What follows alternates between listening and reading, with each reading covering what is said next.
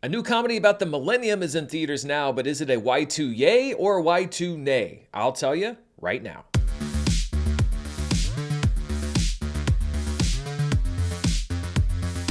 This video is brought to you by Mando. Go to shopmando.com and use the promo code Dan for a special offer, and stay tuned after the video for more info. Hello everybody, I'm Dan Murrell here with my review of the new comedy Y2K, which is in theaters from distributor A24 and writer-director Kyle Mooney. This is the feature directorial debut of Kyle Mooney, who co-wrote and starred in 2017's Brigsby Bear, a movie that I really enjoyed, and this time he co-writes the screenplay with Evan Winter, making his screenwriting debut.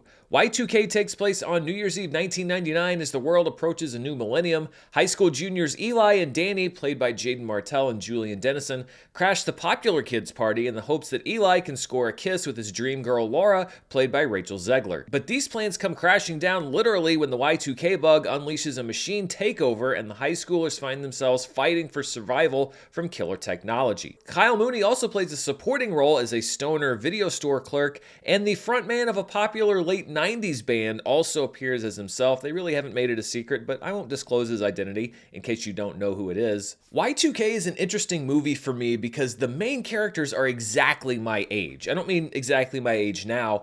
I mean that they were exactly the same age as I was on New Year's Eve night, 1999, 16 years old, and I remember that night very well, and it unfolded almost exactly like this movie, except for the whole apocalypse thing, and the drinking, and the drugs, and the idea that I would have a shot at the really cute popular girl at school. Okay, so this movie wasn't anything like my experience. I was wearing a vest with a t-shirt underneath that said Millennium Schmillennium, and my popularity at that time would be what I would call questionable at best. But the point I'm trying to make is that the nostalgia arrow for this movie is pointed directly at me. I think that fellow elder millennials like myself can probably relate to the strangeness of our past being repackaged and sold to us as nostalgia, but I don't mind it so much if the movie delivers. I can forgive anachronisms like the fact that all the characters in this movie sing along to Sisqo's Thong Song, which, while it was initially released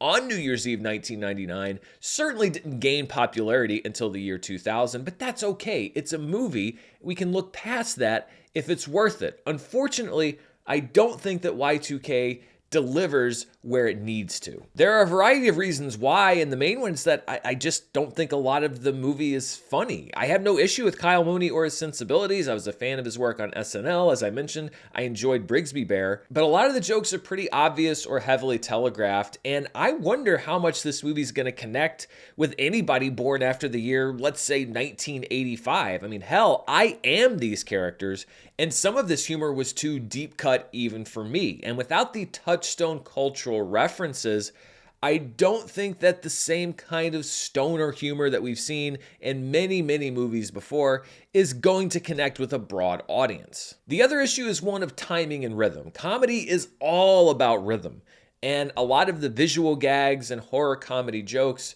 don't land because the timing on them just isn't quite right. As first films go, this isn't a terrible one, but Mooney does feel a bit like a first-time director. Some sequences are cut awkwardly because there didn't seem to be enough coverage shot for the editors to work with, and others I don't think were staged and shot properly to begin with, which deflates the punchlines regardless of how they're edited. And I can't place the blame for the shooting of the film on cinematographer Bill Pope, who not only shot Spider-Man 2 and 3, the Matrix trilogy, Alita Battle Angel, but has also shot many comedies, including Clueless and The World's End. Kyle Mooney is no stranger to comedy as a comedian, and he's done a lot of funny stuff in the past, but I think he's still developing his skills at comedy as a filmmaker. He scores some hits, there's some funny parts in the movie, but I wish his average had been a lot higher. The cast play their parts well, and Alicia Silverstone even returns to the 90s as the mother of Jaden Martell's character, which I'm totally okay with